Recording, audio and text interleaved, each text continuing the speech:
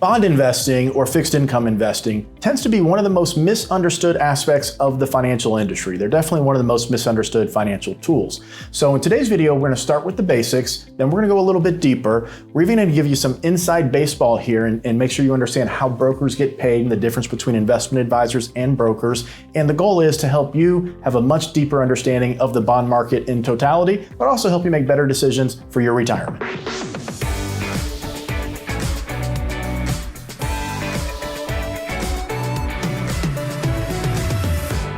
Okay, so we're starting with the basics here.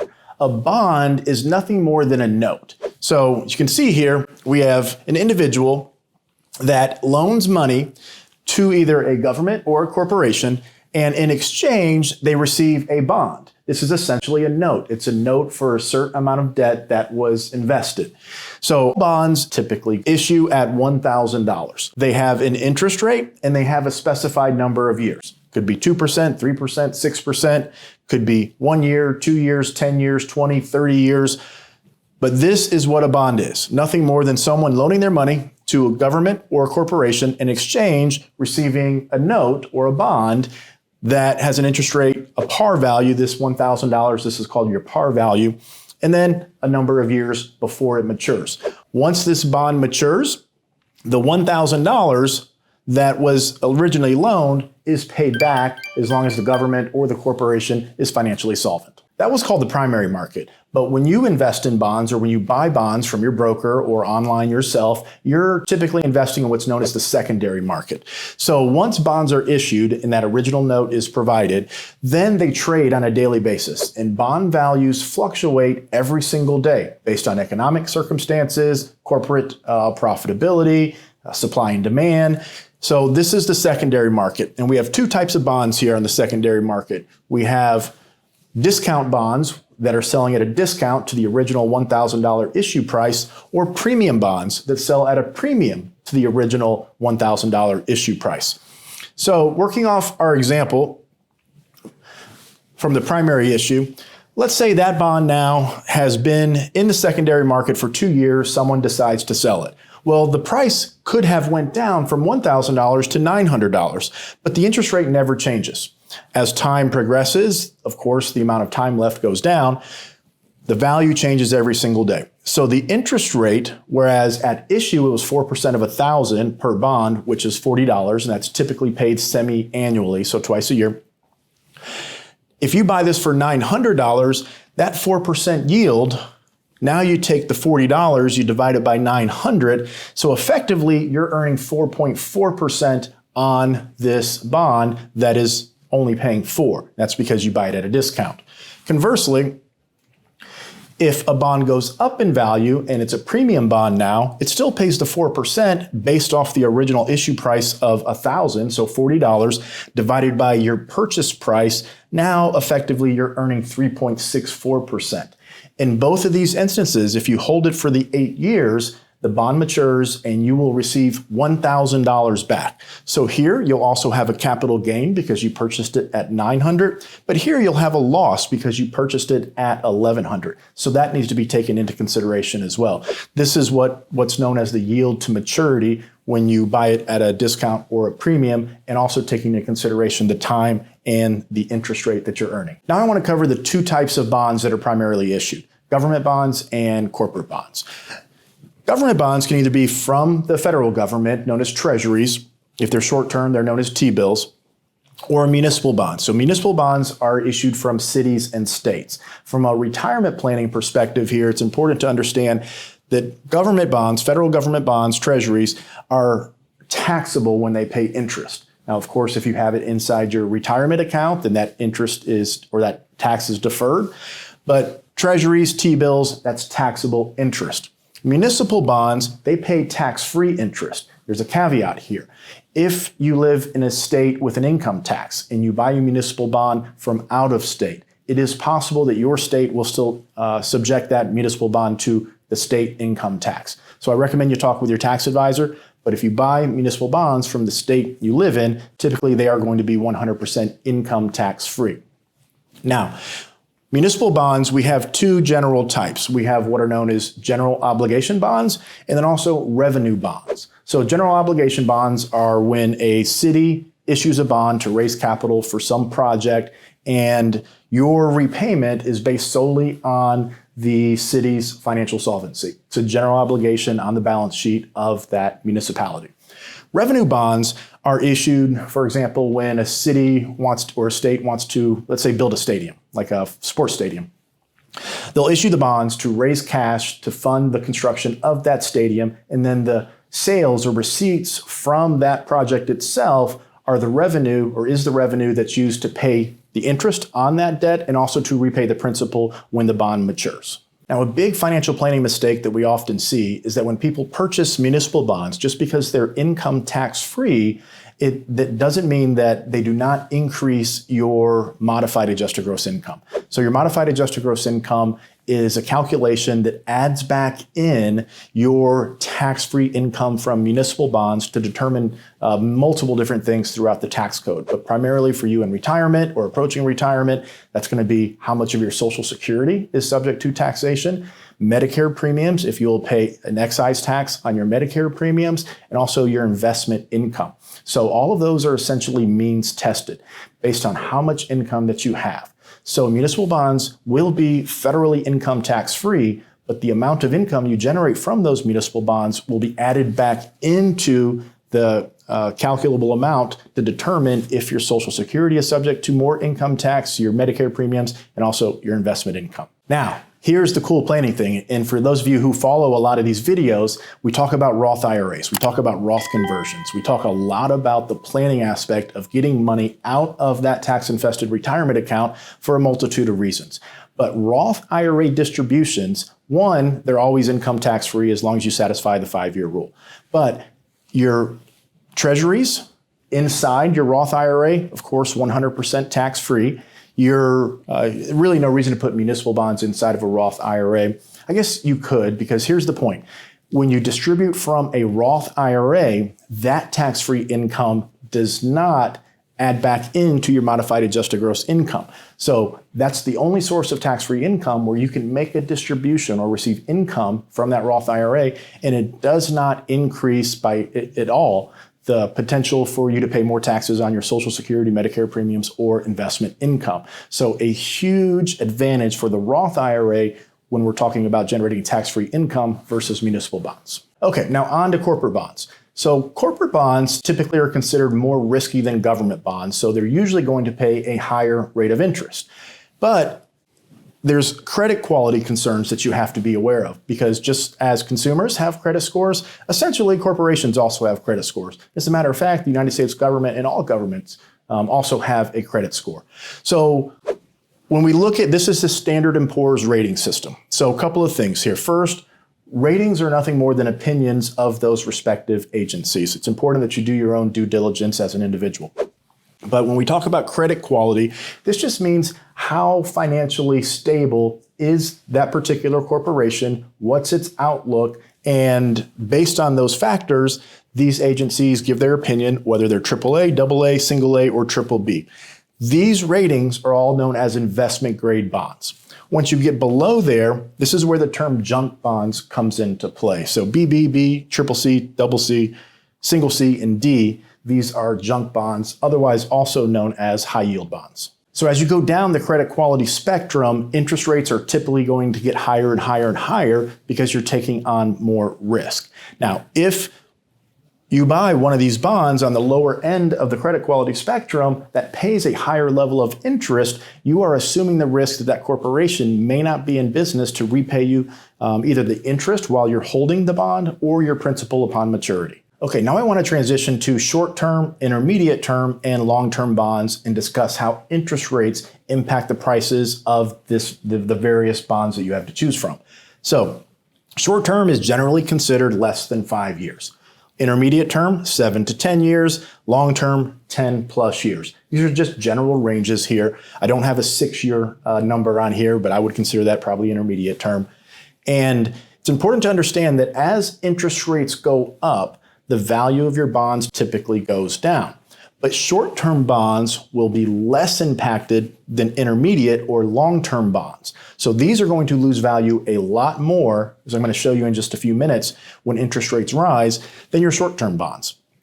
And additionally, when interest rates drop, theoretically, long-term bonds and intermediate-term bonds should go up in value more than your short-term bonds. Now, I know what a lot of you are thinking. Troy, interest rates are probably going down, so why don't I just go buy a bunch of long-term bonds? And the simple answer there is you're not being compensated currently for the risk of owning long-term bonds, because when you lock yourself into a long-term bond, you have to plan on holding that for 10, 20, 30 years. And if interest rates stay where they are or go up for a little bit, you could see some massive declines in value to your portfolio. And just because the Federal Reserve is raising rates, that's more directly tied to short-term bonds and government bonds. It doesn't necessarily translate immediately into the long-term bond market. The market is more responsible for controlling what long-term rates are, more so than the Federal Reserve. Now I want to give you some real-world examples. We're going to look at corporate and government bonds in the short-term, intermediate term, and also long-term range and see how they've performed over the past 5 years, and also look at their current interest rates. So in order to do this, we're going to look at Vanguard short-term bonds. So here's the short-term corporate bond fund. Then we're going to look at intermediate and long-term, and then we're going to look at the iShares version of government treasuries. Okay, so I have this on the 5-year chart. So short-term bonds over the past 5 years have declined in value 3.43%. This is this specific ETF. Now, when we look at the intermediate term, we see they've lost 11% of their value over the past 5 years. And the long-term has lost 23% of its value over the past 5 years. So if you invested $100,000, your principal would be down 23% investing in longer-term corporate bonds. Because interest rates have gone up over the past 5 years, the value of that corporate bond ETF has come down. Now, when we look at the interest rates being paid on these, so the current yield is 4.95 for the long-term corporate bond fund. If we go back here, 4.22 for the intermediate term corporate bond, and the short-term corporate bond is 3.75%. So the question is, if the long-term is paying 4.95, the short-term is paying 3.75, are you really being rewarded for taking that extra risk of investing instead of over 1, 2, 3, 4 years of potentially holding that bond fund for 30 years? It's only about a 1% difference there. In the contrast we'll see in the government bond market, it's much closer. So there's not as big of a difference in the yield. The yield curve is actually what we call inverted, and I'll show you what that means. But the question is, are you being compensated for taking the risk of potentially losing a lot more principal in the short term if interest rates don't go in the direction that you're assuming? Here we have the iShares short-term bond ETF. So over the past 5 years, it's only lost minus 0.19%. And if we look at the interest rate, right now it's paying 5.14%. If we look at the intermediate term here, over the past 5 years, this is a government bond ETF from iShares, lost 16% of its value. Yield 3.42. Well, hold on a second. If this is a longer term bond, shouldn't we be earning more interest for taking more risk in terms of the duration or how long it takes us to get our money back? And normally, yes, you should, but right now the yield curve is inverted. Again, we're going to go through what that means in simple terms in a minute. But first, let's look at the long-term bond here. So this is the 20-year TLT, and we have a yield of 3.95, but more importantly, it's lost 34, almost 35% of its value over the last 5 years. So the point I'm trying to make here is when we go out longer in time frame, we take more risk because they're more interest rate sensitive. Here's a good chart that shows you what the current yield curve is. First, we're going to show it in numbers, and then we'll draw the chart. Right now, you can buy a 1-month treasury bond, or T-bill is what it's called, and earn 4.567% annualized interest. Now, you'd have to buy them 12 different times for 12 months to earn the 4.567. But we see here the 1-year yield is 4.366, and we come down here for the 30-year, only 4.596. So between the 1 year and the 30 year, you're only being compensated 0.2% more roughly to hold something for 30 years and take on a tremendous amount of more risk. You're not being rewarded for that incremental increase to the interest rate. Okay, so just a little bit longer on this yield curve, because if you watch any of the finance show or any of the pundits, you'll hear them talk about the yield curve, and you'll also hear them talk about it being inverted. And a lot of times it may sound like gobbledygook to you. So I just went through what it looks like as far as the actual interest rates that are being paid over various time frames, but I want you to visually see it as well. So in a normal, healthy environment, from an interest rate and inflation standpoint, and also economic growth standpoint, as we see down here, we have time frames, and over here we have interest rates. A normal, healthy yield curve should look something like that. As you increase the length of time that you are required to hold that bond before it matures, you should be rewarded higher and higher interest rates.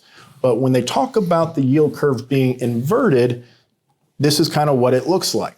It's going the opposite direction. We're actually being paid more interest for shorter time frames than what a normal, healthy market would look like. I want to talk now about bond pricing, bond spreads, and also commissions, how your broker gets paid or how the brokerage firm that is selling bonds gets paid. So what we have here, if you do this yourself and you're buying and selling bonds, when you open up the platform, the trading platform, any of the online discount brokerages, you're going to see a bid and you're going to see an ask. Now, the bid is what somebody is offering to buy that bond that is trading currently on this secondary market. The ask is what somebody is asking that already owns that bond but wants to sell it. So the difference between these two is the spread. Now, let's say this is what the true market is out there, right? Meaning this is your highest bid from a non-institution, and then this is what usually these are going to be institutions that they're asking. When you open up your platform, if you're buying or selling these yourself, even though that may be the true spread, you may see a much smaller spread here. So you may see it at $9.58 and $9.60. And what's going on here is this extra $8, that's a commission, okay? So if you wanted to buy this bond, let's say it's paying 5%, and you can buy it at $9.58, you buy it at $9.58. Well, the brokerage firm typically may already own it and they have it at $9.50, or they have access to different exchanges and they can go buy it at $9.50. They list it on their website for $9.58, so they pocket that $8 commission. This also happens when you deal with your broker. So the bond market is very opaque, and most people simply don't understand the bond market. So your broker may come to you and say, hey, I have, and you want to buy $250,000 worth of bonds. So 250 of these, because each bond issues at 1,000. Your broker may come to you and say, hey, we have this opportunity. It's trading at $9.58. You're going to make 5% interest. Plus, if it goes up in value, you can have a capital gain. Or when it matures, if we hold it that long, you'll get 1,000 back per each bond. But really, they're able again to go buy it at $9.50. They have access to this different market exchange where they see, hey, I can go buy this thing for $9.50, call my client, sell it to them for $9.58. And then from my experience of working with thousands of clients over the years, many of them come to us from other firms, especially brokerage firms. Consumers aren't simply aware of how bond commissions work and the difference between what the real market is and the market that oftentimes is quoted to you. So very important that you understand this is the spread, and a lot of times, or most of the time I should say, the true price that you're paying is actually more, sometimes significantly more, than what the fair market value of that bond actually is. I want to be clear here. I'm not saying that commissions are bad. Sometimes commissions could be more advantageous to the consumer. But what I am saying is that the opaqueness that people operate within the bond industry as it relates to transparency with the consumer and what they're actually paying for it, it's something that needs to change. It's been going on for forever. And it's just, in my experience, I've never met a consumer that understood this and this level of compensation was disclosed to them. So I want to talk now a little bit about an investment advisor like us here at Oak Harvest Investment Services versus a broker versus someone who wears both hats. So investment advisors, we're fiduciaries. So we do not make commissions on investments. We don't make commissions on stocks. We don't make commissions on bonds. We charge a management fee for the overall assets that we're managing. Brokers, typically make commissions, but they can also charge a management fee. But what you'll see a lot of times, especially at the big banks and brokerage firms, is they'll have an investment advisor license, they'll have a broker license, and when they're making these recommendations to you, they're technically wearing both hats. So you as the consumer don't know a lot of times what you're actually paying whenever these bond purchases are made on your behalf. So what you should do, and you should always do this in writing, is you simply ask, are you a broker or are you an investment advisor or are you both? Do you make a commission for buying or selling these bonds? Are you also charging me a management fee? What's the spread? What is your commission? What is the total compensation for making this purchase for me? And I recommend you always do this in writing, and then you require the responses to be in writing as well. And this is the best way that I found to keep your advisor or broker operating in a very transparent manner. This is best for you. This is best for the industry.